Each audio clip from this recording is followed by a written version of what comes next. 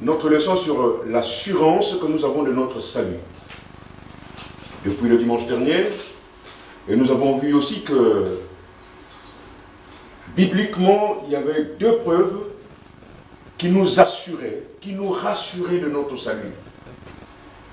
On a vu le fait que la vie nouvelle nous est communiquée par l'Esprit Saint. Et la deuxième preuve, c'est la véracité même de la parole de Dieu. Elle est vérité, la parole de Dieu, qui nous dit ces choses.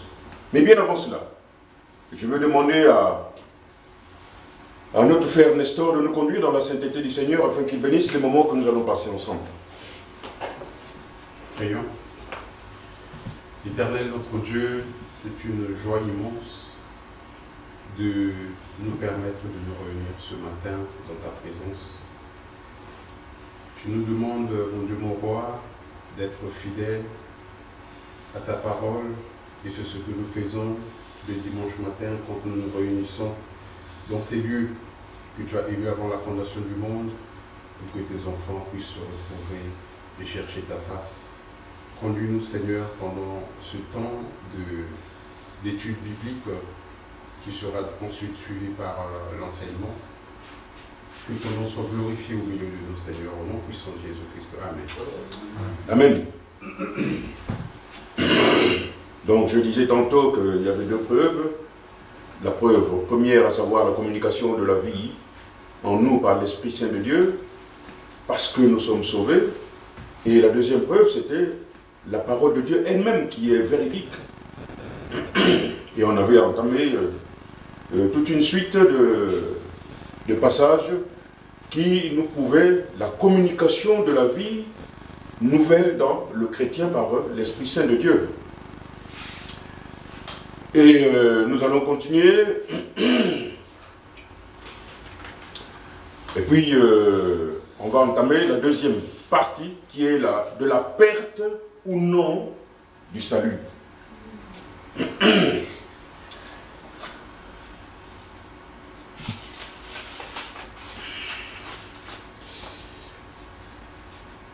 La parole de Dieu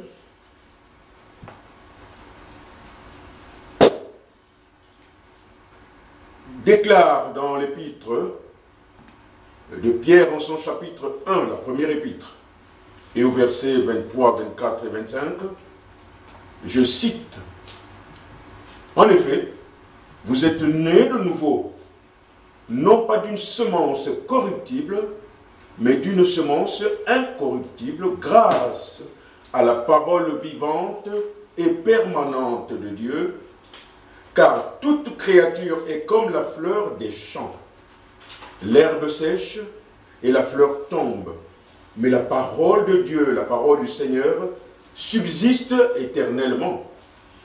Cette parole est justement celle qui vous a été annoncée par l'Évangile. La parole de Dieu énumère entre autres quelques promesses qui doivent nous assurer de notre salut. Et dans cette alliance inconditionnelle de Dieu vis-à-vis de l'homme, sous la grâce, Dieu ne requiert aucun mérite de l'homme. Aucun mérite. Dieu ne nous exige pas d'avoir tel diplôme pour être sauvé. Il ne requiert aucun mérite de la part de l'homme, dont la seule condition est de croire en la véracité de la parole et de son accomplissement, et de savoir que Dieu a la puissance de garder son dépôt. Par dépôt, c'est-à-dire le trésor de la bonne nouvelle du salut révélé dans les Écritures. Ce dépôt dont Timothée a la charge, c'est la véracité, c'est la révélation divine dont Dieu lui a confié la responsabilité. Voilà pourquoi, comme le dit Timothée, j'endure ces souffrances. Mais je n'en ai pas honte, car je sais en qui j'ai cru, et je suis persuadé qu'il a la puissance de garder le dépôt qu'il m'a confié jusqu'à ce jour-là. Certes, il est vrai que l'homme, dans certaines circonstances, peut être amené à douter de son salut. Cependant, la parole de Dieu nous enseigne de croire en Christ, mais que lui, dans sa relation avec Dieu, s'il lui il est infidèle, c'est-à-dire l'homme, Dieu reste éternellement fidèle. Ce que Dieu a promis et a dit se réalisera au temps indiqué par Dieu lui-même. Ceci nous amène à notre grande deuxième partie, à savoir la perte ou non du salut. Nombreux sont les chrétiens qui pensent qu'une fois convertis à Christ, hier là où j'étais, j'étais à un anniversaire hier soir, et on a eu une discussion justement autour de ça. Avec les hommes de la rue ou avec les... Non, des chrétiens aussi. Ah, hein. Des chrétiens, on parlait avec des amis comme ça, je dis non, mais je suis en train de partager un peu l'étude sur l'assurance du salut. Et ils étaient étonnés que je leur dise, on ne perd pas son salut. Oh. Et ils me disent, mais même quand tu fais tu pêches, je dis, on ne perd jamais son salut. Si on est vraiment sauvé. Si, justement, c'est ce que je dis. Mais si réellement tu es sauvé, n'est-ce pas, on ne doit pas confondre la perte du salut et la perte de sa récompense.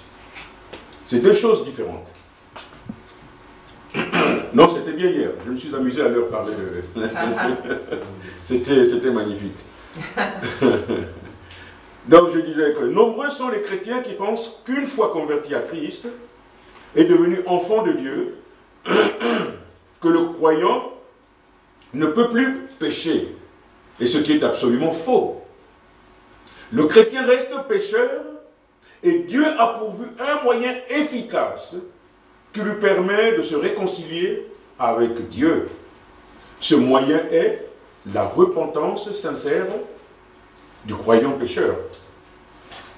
Il est important de souligner que certaines doctrines, que c'est plutôt certains doctrinaires, en l'occurrence le théologien Jacob Arminius, distingue deux catégories de péchés, c'est-à-dire le péché le plus grave et le péché le moins grave. Dans la première catégorie des péchés les plus graves figurent les péchés qui peuvent conduire à la perte du salut. Ça, c'est d'après lui. Tandis que dans la deuxième catégorie se trouvent les péchés les moins graves qui ne suscitent pas la perte du salut. Lorsque le péché est grave, vous perdez le salut, d'après lui. Mais lorsque le péché est moins grave, non, vous conservez votre salut. Ça, c'est vraiment l'absurdité de l'homme. C'est l'absurdité de l'homme. Mais bien aimés frères et sœurs, il faut noter que, bien qu'il puisse exister, certes, des péchés graves et des péchés moins graves, devant Dieu, il n'y a ni petit péché, ni grand péché. Un petit péché, quel qu'il soit, reste un péché devant Dieu. Nous le savons tous que le péché est la transgression de la loi. La Bible déclare dans la première épître de Jean, en son chapitre 3 et au verset 4, je cite, « Tous ceux qui pratiquent le péché violent la loi, puisque le péché, c'est la violation de la loi. » Le péché, en effet, est toute désobéissance à la volonté révélée de Dieu. Le péché est tout ce qui n'est pas conforme au caractère de Dieu, qui lui est saint éternellement. Toutes les fois que le chrétien pêche, il s'éloigne, sinon s'écarte de Dieu. Cependant, il est plus qu'important de savoir que l'expérience du péché à laquelle tout chrétien peut faire l'objet n'entraîne aucune conséquence quant au salut. Sauf rejeter le Saint-Esprit. N'est-ce pas? Le fait pour le chrétien de pécher ne lui fait pas perdre son salut. D'après l'auteur Charles Raillery, fondamentalement, la sécurité du croyant repose sur la grâce de Dieu. N'est-ce pas? La sécurité du croyant repose sur la grâce de Dieu et sur le fait que la vie éternelle est un don de Dieu. Elle entre dans une relation avec Dieu qui lui garantit que son salut est assuré. C'est Dieu qui lui garantit l'assurance du salut. Cela n'est évidemment vrai que pour ceux qui sont véritablement nés de nouveau. N'est-ce pas? Si on est réellement né de nouveau, soyons-en sûrs que nous ne perdrons pas notre salut, quelle que soit la gravité du péché que nous allons commettre. Mais le fait de le savoir n'est pas une licence, n'est pas une autorisation de pécher. Oui, parce que le péché va nous causer du mal. Donc, on est tenté parce qu'il nous semble plus juste, plus attirant, mais ça nous met dans les conséquences. N'est-ce pas? Et donc, ce n'est pas parce que nous sommes sûrs de notre salut, que nous n'allons pas le perdre, que nous ne le perdons plus, que cela est une licence de péché. Ce n'est pas une autorisation pour pécher. Surtout que nous savons que celui par la grâce duquel nous sommes sauvés, lui il est saint, nous devons demeurer, nous devons nous conduire chaque jour dans la sainteté de Dieu.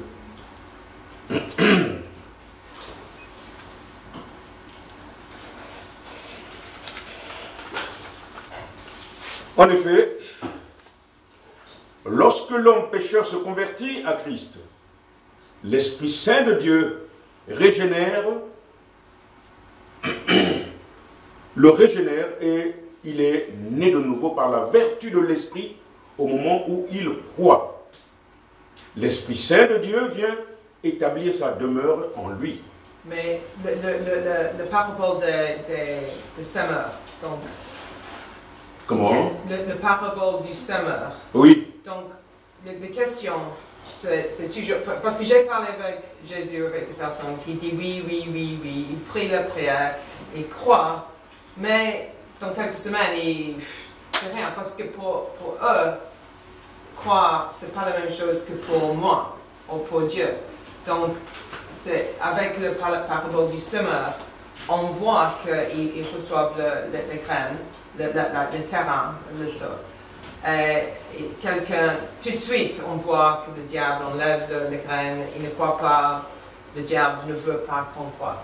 Mais après, on voit les feuilles, on voit un peu les plantes qui grandissent, qui poussent. Mais il y a des choses, des distractions, les problèmes, les complications qui entourent ça. Donc, c'est difficile. On peut dire ça, mais on ne sait pas vraiment. C'est pourquoi former les disciples, pour vraiment les aider à grandir, pour établir cette foi. Mais pour que, tout à fait, nous sommes tous réunis ici par notre propre volonté. Et pourquoi? Parce que nous avons cette soif d'apprendre. N'est-ce pas? Mais beaucoup de chrétiens, s'ils en sont, pensent qu'il suffit simplement d'être né de nouveau et puis ça suffit, je reste à la maison. Et comme vous le dites, beaucoup de choses peuvent venir l'étouffer et il ne pourra pas spirituellement évoluer. Il risquera même d'avoir des doutes en lui-même, alors que peut-être que réellement il est né de nouveau. Mais il n'a pas la soif de venir étudier, de venir écouter la parole de Dieu, de venir écouter la prédication. Il se dit, ça suffit, pour moi j'ai fait le maximum. Pas forcément. Il faut demander a dû nous fortifier, pas forcément comme elle dit, Sean, quand le mal nous attaque, parce que nous on a des vrais ennemis en tant que chrétiens, il y a quand même le diable, il y a ce monde, il y a des... Oui, Et c'est ce qui fait qu'il agit avec le doute en nous. mais les uns avec les autres pour être plus forts. Tu sais, Sarah, moi j'ai toujours dit ceci. Nous sommes chrétiens. Nous n'allons pas ignorer qu'il y a des attaques. Ça, on ne peut pas l'ignorer. Mais pourquoi les attaques? Je parle de mon expérience. Au point où j'en suis, j'ai toujours dit, à moins que ce soit Dieu lui-même qui descend pour me dire, non, en fait, le salut, c'est moi, je vous avais menti. N'est-ce pas? Mais aucun autre homme sur terre ne peut venir me faire basculer de la vérité. C'est pas possible. Ça, c'est mon expérience. Ah, mais j'ai pas dit qu'on bascule, mais... Non, le doute que ça peut poser, voilà. N'est-ce pas? Le doute que cela peut poser. Émotionnellement, on peut être faible, c'est ça que j'essaie de... Mais nous ne devons pas, c'est pourquoi je dis, nous devons toujours avoir notre regard fixé à Christ. Dans toutes choses, ayons notre regard fixé à Christ. Et le diable veut qu'il nous N'est-ce mette pas? dans une autre direction, qu'on ne voit pas. N'est-ce pas? Nous devons regarder à Christ. Nous avons cette parole de vérité. C'est une parole de vérité. On ne doit pas douter de cette parole. Et lorsqu'on a la certitude de la vérité, croyez-moi, que vous resterez imperturbable, quelles que soient les secousses, quels que soient les troubles. Amen. Et pour avoir l'autorité de Jésus contre le diable, si on suit Jésus avec sa force, avec son esprit, on peut chasser le diable. Mais le problème, le diable veut nous tenter pour faire sa volonté pour nos vies, et après on est dans son terrain et on tombe. Et Jésus nous attend pour se repentir, pour revenir.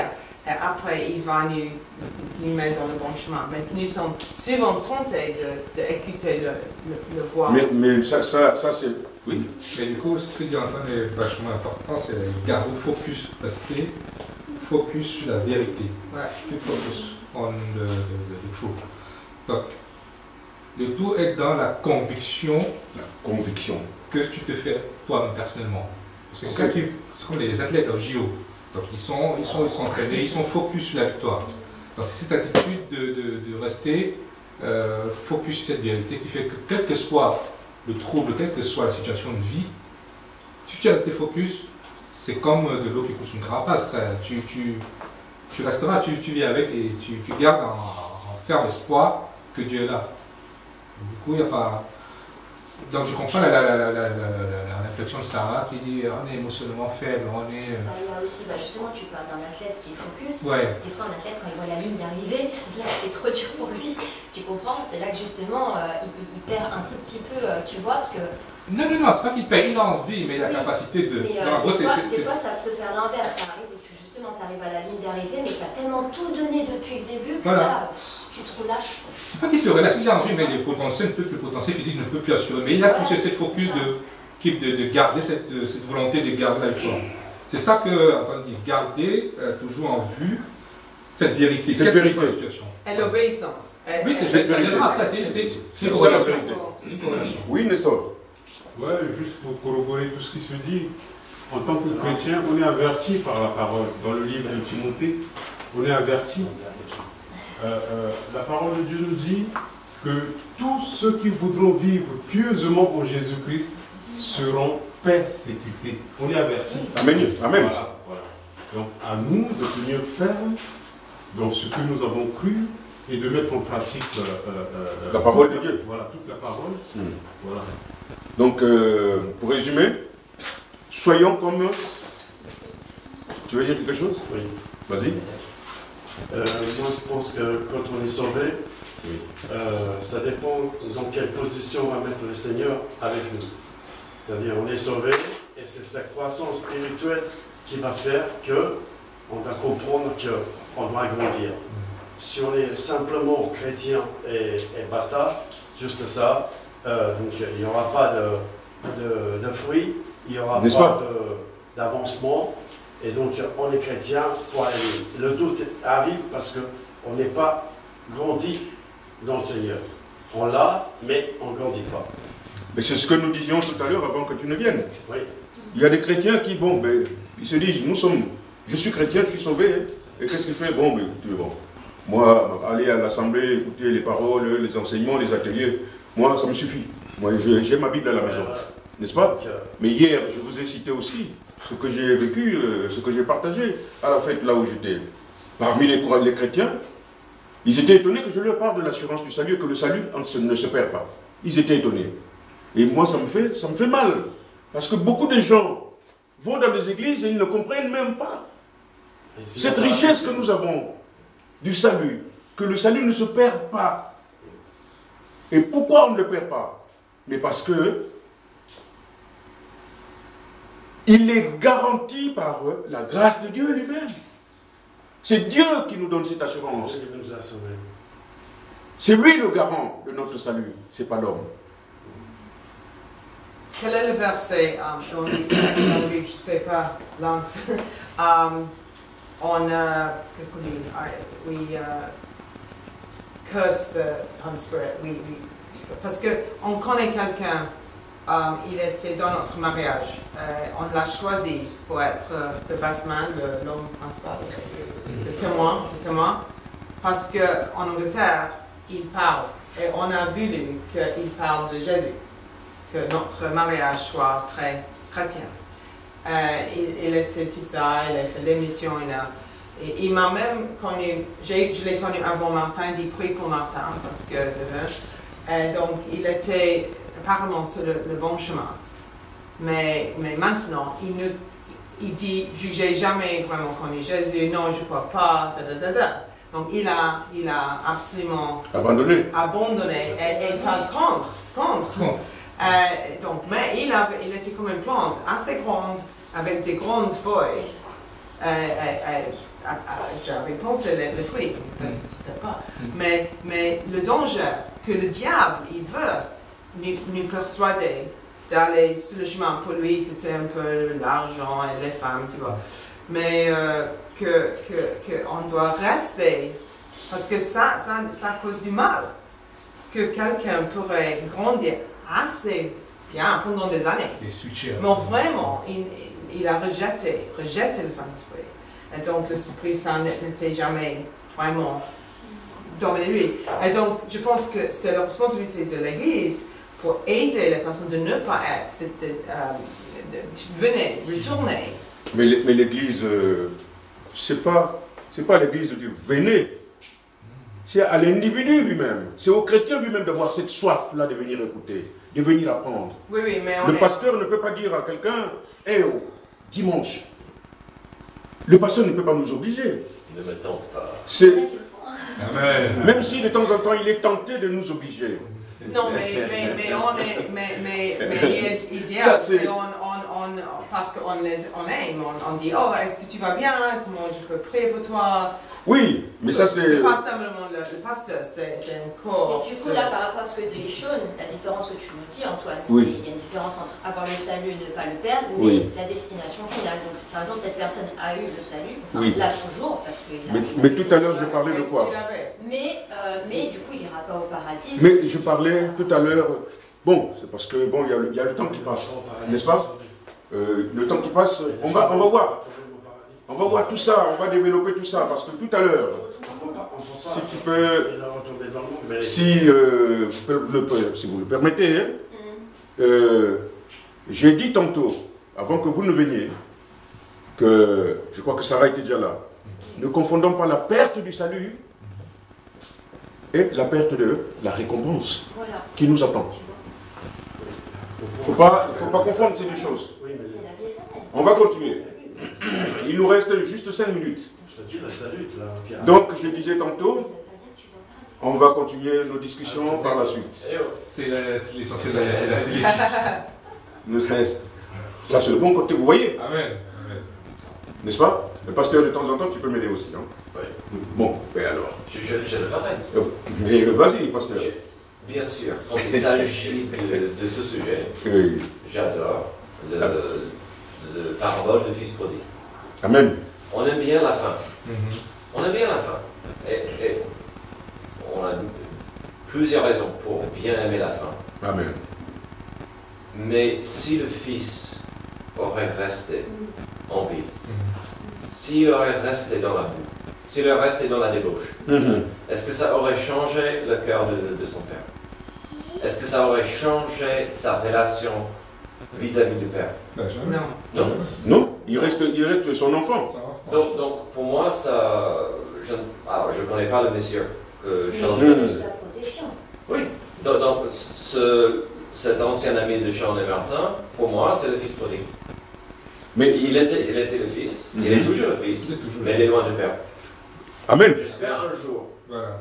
il va revenir à Jésus, Dans- à Dieu. Et Dieu a dit, j'étais toujours là.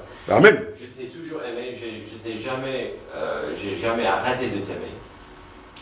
Venez, on va fêter ton retour. Amen. Il n'y a pas meilleure Donc, parabole. on aime bien la fin, mais s'il aurait resté là, ça n'aurait pas changé l'attitude du L'attitude du Père. qui regarde toujours. Est-ce qu'il est bien? Est-ce qu'il revient aujourd'hui? Mais la fin, on a vu. Hmm. Quelle fête il a organisée pour le fils qui est revenu. Et pourquoi? Parce qu'on est censé être à côté, en communion avec le Père. Amen. Et c'est là où on porte le fruit. Amen. Et donc, la vie chrétienne est gâchée quand on n'est pas attaché à côté, où on peut porter le fruit. Le fruit, c'est les bonnes œuvres qui glorifient Dieu. Amen. Ça, c'est Les bonnes œuvres qui glorifient Dieu. Dans le Nouveau Testament et ce thème, on est censé porter du fruit. Amen. Comme à Jean 16, le cep. Le sceptre. Mais il faut être là. Et si vous ne portez pas de fruit, Eh bien, vous êtes retranché. je vais vous soulever, nettoyer, peut-être couper. Tous pourquoi? Pour que je rende gloire. Amen. Et donc, mais parfois, on passe des moments où on n'est pas en train de glorifier Dieu. Ça ne veut pas dire qu'on n'est pas toujours la famille. Heureusement, Dieu est miséricordieux et patient. Mais parfois, il doit agir. Ah, mais il agit. Mais parfois, comme je l'ai dit, il y en a ceux qui sont sauvés et en très peu de temps, il y avait de la croissance. Mais en très peu de temps, Il n'y a plus de vie ils chrétienne sont en lui. sauvés, je pense. Mais c'est une vie gâchée. Mais Amen. je parle avec des personnes maintenant, de nos jours, intellectuellement, croire ne veut pas dire croire quand j'étais jeune. Croire veut dire oui, je crois que c'est une opinion. Donc c'est important qu'on fait des disciples pour vraiment faire sûr qu'ils comprennent exactement ça veut dire quoi. Qui revient à la foi biblique par rapport à ce que je crois. Amen. Et dans les grandes églises, souvent aux États-Unis, il y a, on lève la main, par exemple, mais après il n'y a pas de discussion, rien. On dit oui, mon ami mais ça veut dire quoi? Donc je pense qu'on doit faire sûr de ce qu'on peut faire. C'est un peu l'action de, Bon, là. de l'Église. J'ai piqué tes 5 minutes, désolé. Comment? J'ai piqué tes 5 minutes. Mais c'était très bien. Mais ce n'est pas là. On est là pour ça. Exactement. Je ne viens pas là pour vous rabâcher ce que j'ai préparé. Non, non. C'est pour partager afin que, dans la discussion, nous sortions de cet endroit avec quelque chose. Une conviction. N'est-ce pas? Avec quelque chose. Mais sachez que, je vais terminer par là, on ne perd pas son salut. La parabole de l'enfant prodigue, Jean 16, et c'est magnifique. Je suis le vrai cep. Vous êtes les sarments. Nous ne sommes que de simples sarments. Il est On temps. doit rester attaché. Garde la question. Non mais attends, tu vas piquer l'heure à l'heure de pause. Mais la pause, elle se plaint pas. Comment? On peut prolonger parce que c'est la pause après. Donc piquer l'heure à la pause. Non, moi je m'en tiens vis-à-vis des règles établies par mon pasteur. Et si le pasteur dit tu es obligé de venir, si tu es obligé de venir, tu viendras ou pas? Non. Si le pasteur est obligé de... Pour moi, ça mérite encore une étude la semaine prochaine. Oui, mais il n'y a pas de problème.